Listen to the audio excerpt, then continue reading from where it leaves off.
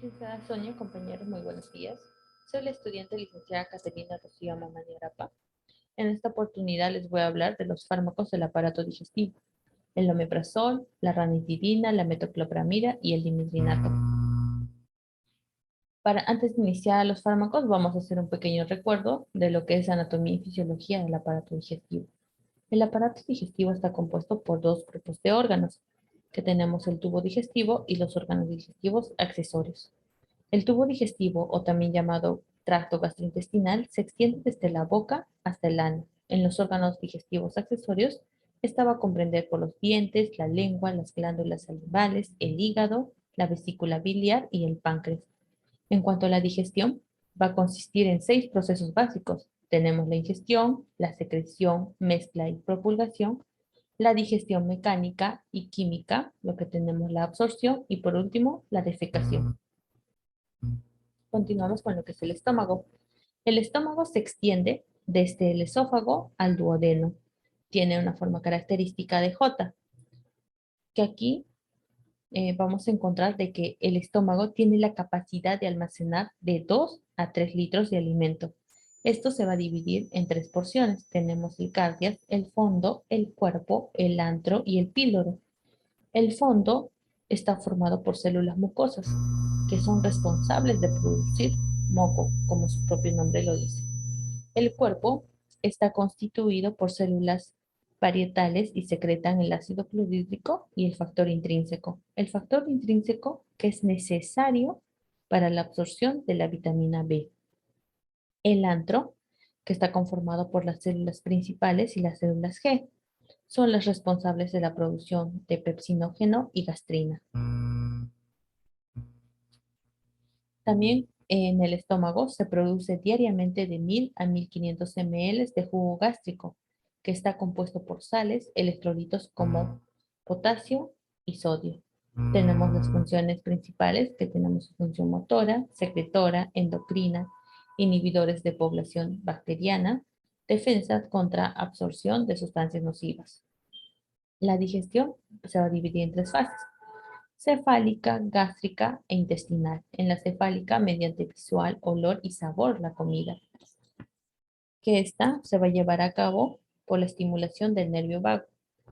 En cuanto a la gastrina, tenemos la distensión del estómago al recibir los alimentos. En lo intestinal, tenemos la presencia de quimo en el duodeno, en el cual se inicia la respuesta nerviosa y endocrina. También tenemos que recordar las glándulas tubulares del estómago. Tenemos las glándulas gástricas y las glándulas pilóricas. Las glándulas gástricas ocupan un 80% y las pilóricas un 20%. En las glándulas gástricas tenemos las células parietales u oxínticas, que van a formar el ácido clorhídrico y el factor intrínseco. En las células parietales o principales, pepsinógenos, que van a formar, perdón, los pepsinógenos. En las células mucosas, que van a producir moco.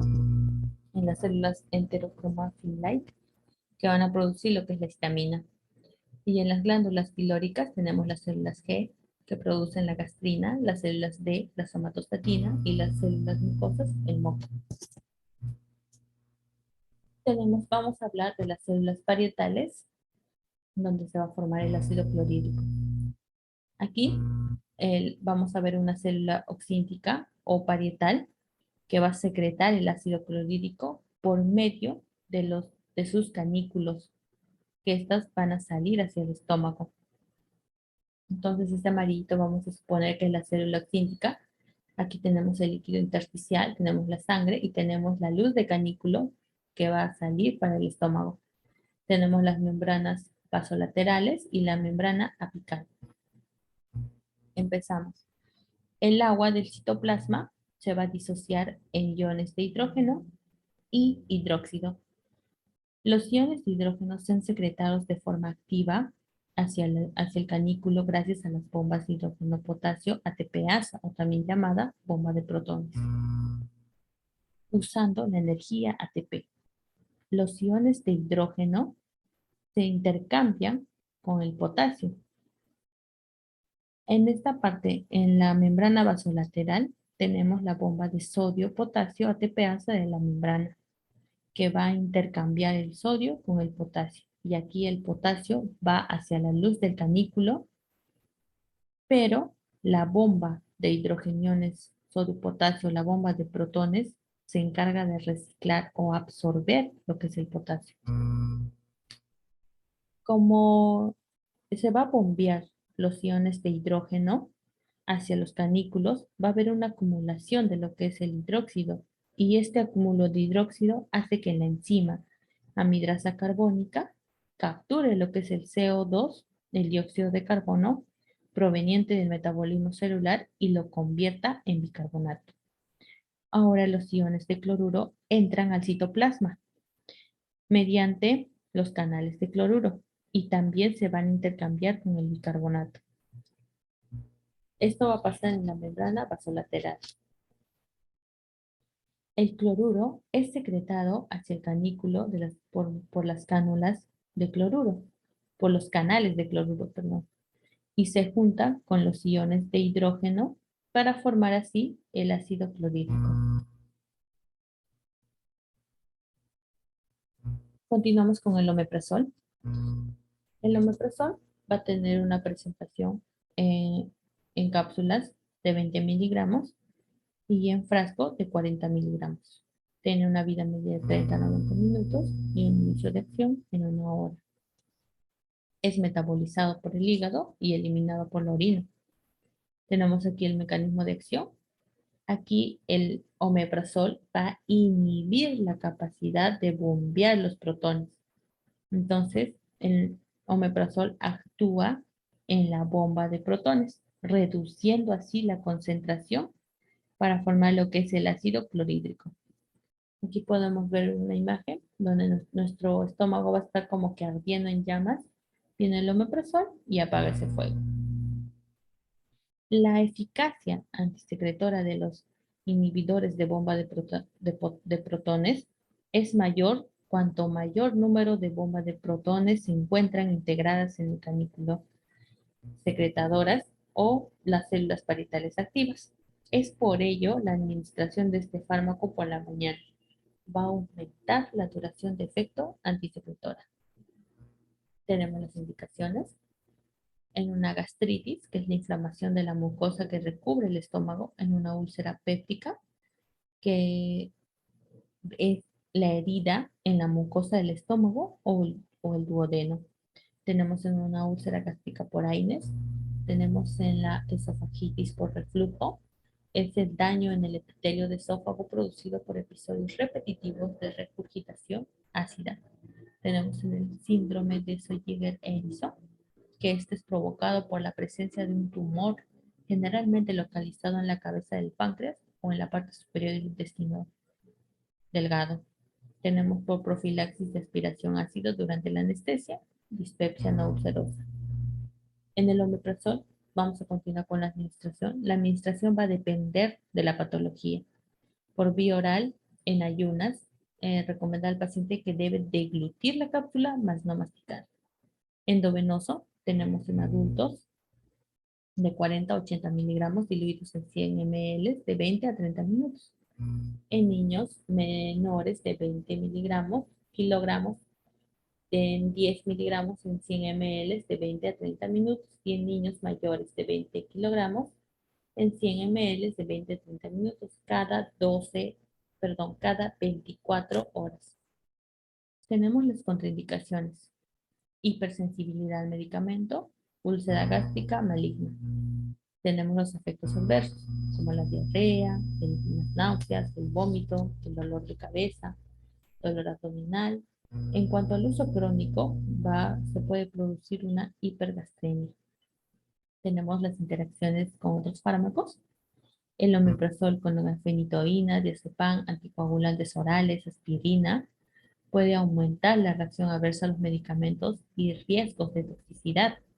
El omeprazol con el ketoconazol e itraconazol va a disminuir el efecto de disminución de la absorción. El omeprazol con clopidogrel atazanavir va a disminuir también el efecto.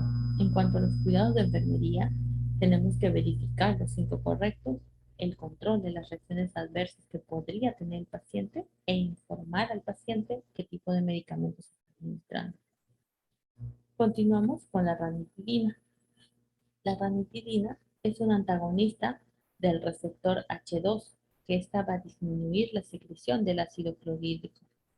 Tenemos la presentación de 300 miligramos en tableta y en ampolla de 50 miligramos por 12 ml. Tiene una vida media de 2 a 3 horas. En cuanto a su administración, es mediante vía oral y endovenoso. Se absorbe en un 50% en el tubo digestivo. La absorción de este fármaco en el tubo digestivo es rápida, pero va a sufrir un importante fenómeno de primer paso hepático. Por eso es que después de una administración oral no es muy alta. En cuanto a la eliminación, va a estar combinada por metabolismo hepático y excreción renal, por el filtro glomerular y secreción tubular. Y aquí el hígado va a ser el principal órgano de eliminación de la ranitidina. Continuamos con lo que es el mecanismo de acción. Aquí se va a ver una estimulación de secreción de gastrina. Las células G que se encuentran en el antro, estas células G van a liberar lo que es la gastrina. Esta estimula directamente a las células oxíntricas o parietales por los receptores de la gastrina en su membrana. Aquí también la histamina, que va a estar producida por las células enterocromafin-like. Esta histamina también va a los receptores histaminérgicos 2, H2, en la membrana de las células parietales. A esta se le va a conocer como una vía directa. También tenemos como una vía indirecta, en la que la gastrina y la acetilcolina estimulan a las células enterocromafin-like para la liberación de la histamina, así estimulando la secreción del ácido clorhídrico. Entonces, la ranitidina actúa antagonizando los receptores de histamina en las células oxíntricas. Tenemos las indicaciones: úlcera duodenal, úlcera gástrica benigna, el síndrome de Zollinger-Ellison, esofagitis péptica, tenemos profilaxis de hemorragia gastrointestinal debida a la úlcera de estrés. En el preoperatorio, en pacientes con riesgo de síndrome de expiración ácida, tenemos el tratamiento de hemorragia esofágica, gastritis con hipersecreción y profilaxis de la hemorragia recurrente en pacientes con úlcera sangrante. En cuanto a las contraindicaciones, si el paciente tiene una hipersensibilidad a la ranitidina, tenemos que tener cuidado, usarlo con precaución en pacientes con enfermedades hepáticas y pacientes con insuficiencia o fallo renal, y está contraindicado en la lactancia. Tenemos efectos adversos como la diarrea, la fatiga, el estreñimiento, el dolor de cabeza, dolor muscular. En recién nacidos y ancianos, disminuir la dosis debido a que presenta un acleamiento renal reducido. El tratamiento prolongado va a presentar una hipersecreción ácida de rebote. En cuanto a la hipotensión, esta va a depender de la dilución y la velocidad de la administración. Tenemos las interacciones farmacológicas. Tenemos aquí con la ranitidina, con la gentamicina, con la metoprolol, phenytoína, quinina. Va a aumentar las concentraciones plasmáticas. Puede producir el aumento de toxicidad. La ranitidina con el sulfato ferroso, relajantes musculares no depolarizantes, va a disminuir el efecto. En cuanto al cuidado de enfermería, tenemos que continuar con cada medicamento lo que es la verificación de los tiempos correctos. Vigilar los efectos secundarios, monitorizar. Tiene que haber una monitorización continua. Continuamos con lo que es la metoclopramida. La metoclopramida es un fármaco utilizado en el tratamiento que se produce hipomotilidad gastrointestinal. La metoclopramida es un potente inhibidor de la dopamina D. Actúa bloqueando los receptores dopaminérgicos, tanto centrales como periféricos. Va a venir una presentación de ampolla de 10 miligramos por 12 ml y de tableta de 10 miligramos. Tiene un tiempo de vida media de 5 a 6 horas. Una disponibilidad oral 80% pero con los alimentos ricos en grasa disminuye hasta un 17%. En cuanto a la administración, podemos ver que en adultos es de 10 a 20 miligramos cada 8 horas, 30 minutos antes de la comida. Máximo, esta puede llegar a 30 miligramos al día, ya sea intramuscular o endovenoso. También tenemos el metabolismo hepático, que activa sulfatación y conjugación del ácido glucurónico. Tenemos lo que es la eliminación, que se da por la orina. No olvidemos de que la metoclopramida atraviesa la barrera hematoencefálica, placentaria y mamaria. Tenemos el mecanismo de acción eh, de la metoclopramida. Esta se va a dividir en dos, la acción antiemética y la acción procinética. En la acción antiemética va a haber dos mecanismos. El primero, el bloqueo de receptores D2 del área postrema. El bloqueo de receptores D2 del área postrema de dopamina va a estar acoplado a una proteína GI. En el bloqueo de receptores 5-HT3 de fibras vagales del área postrema, va a haber un bloqueo de estos receptores 5H3G, 5HT3 de serotonina, que estas están en en las fibras vagales y el área postrema. Este mecanismo de acción solamente se observa en dosis altas de metoclopramida. Tenemos en la acción procinética. Esta se debe a la activación de los receptores 5-HT4 de serotonina. Estos están acoplados a una proteína GS. La activación de estos receptores aumenta la liberación de lo que es la acetilcolina. Por tanto, aumenta va a haber un aumento de la motilidad intestinal y el vaciamiento gástrico. Entonces a la metoclopramida se le va a conocer como un antagonista de receptores D2 y agonista de receptores 5-HT4. Tenemos indicaciones en la metoclopramida, enfermedades de reflujo gastroesofágico, dispepsia funcional, prevención de las náuseas y vómitos postquirúrgicos, prevención de las náuseas y vómitos asociados a la quimioterapia y también gastroparesia. Tenemos contraindicaciones como la obstrucción mecánica o perforación gastrointestinal, cuya estimulación de la motilidad gastrointestinal constituye un riesgo. Tenemos la confirmación o sospecha de la existencia de feocromocitoma debido al riesgo de episodio grave de hipotensión. En niños menores de 1 año está contraindicado debido a un aumento del riesgo de alteraciones extrapiramidales. La metoclopramida va a atravesar lo que es la barrera hematoencefálica del recién nacido. Por ello está contraindicada en lactancia materna. Tenemos los efectos adversos. Sobre el sistema nervioso central va a haber cansancio, decaimiento, fatiga, insomnio, cefalea, confusión y mareo. En las reacciones motoras va a haber ansiedad, agitación, insomnio, incapacidad para permanecer sentado. En las reacciones renales va a haber una frecuencia urinaria e incontinencia. En las reacciones gastrointestinales va a haber náuseas, diarrea primaria. En las extrapiramidales, disminuye el movimiento involuntario de piernas, protrusión rítmica de la lengua. Aquí muy raramente va a haber un apnea. También tenemos reacciones cardiovasculares, hipotensión, hipertensión supraventricular, taquicardia y bradicardia. Tenemos las interacciones farmacológicas de la metoclopramida. La metoclopramida con levodopa, ambos poseen un antagonismo mutuo. Con el alcohol va a potenciar el efecto sedante.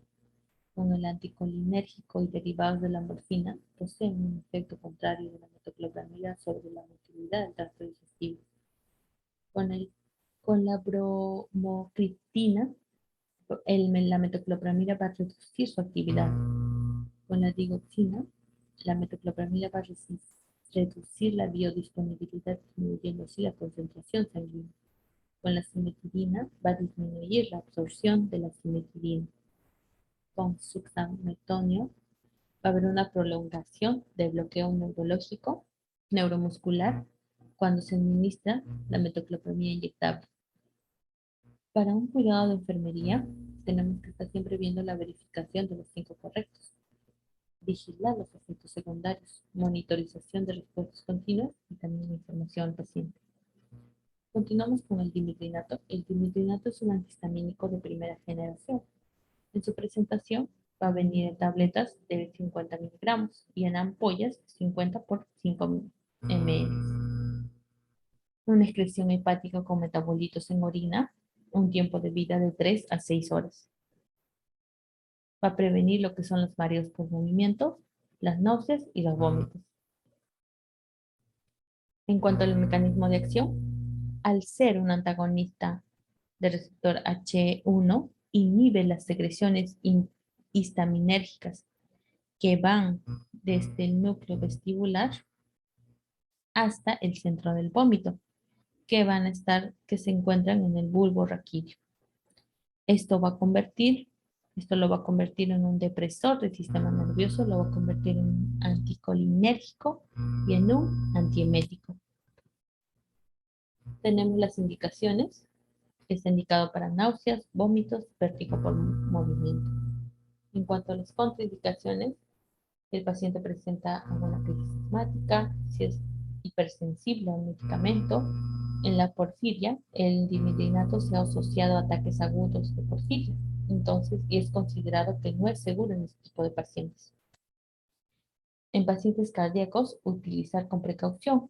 Puede ocasionar taquicardia, hipotensión y alteraciones electrocardiográficas. Está contraindicado en niños menores de 2 años y en madres lactantes. El dimitrinato va a tener reacciones adversas, como somnolencia, cansancio, letargio, visión borrosa, sequedad de la boca, mareos, resequedad ocular y en algunas ocasiones alucinaciones o delirios. El dimitrinato, por su acción antiemética, puede dificultar el diagnóstico de enfermedades como apendicitis. Al mismo tiempo va a enmascarar los síntomas inducidos por el medicamento tóxicos y a enmascarar los signos de toxicidad producidos por sobredosis de otros medicamentos. Tenemos la interacción farmacológica. La administración de dimitrinato con antibiótico del grupo de los aminoglucósidos puede enmascarar síntomas iniciales de ototoxicidad, como mareos, vértigos. Aquí hay que monitorizar la función auditiva. El dimitrinato puede incrementar los efectos de otros depresores del sistema nervioso central, tales como el alcohol, anestésicos, analgésicos bioáceos y potenciar los efectos sedantes. En cuanto a los cuidados de enfermería, tenemos que verificar los correctos, vigilar los efectos secundarios, monitorizar la respuesta continua y la información al paciente. Gracias.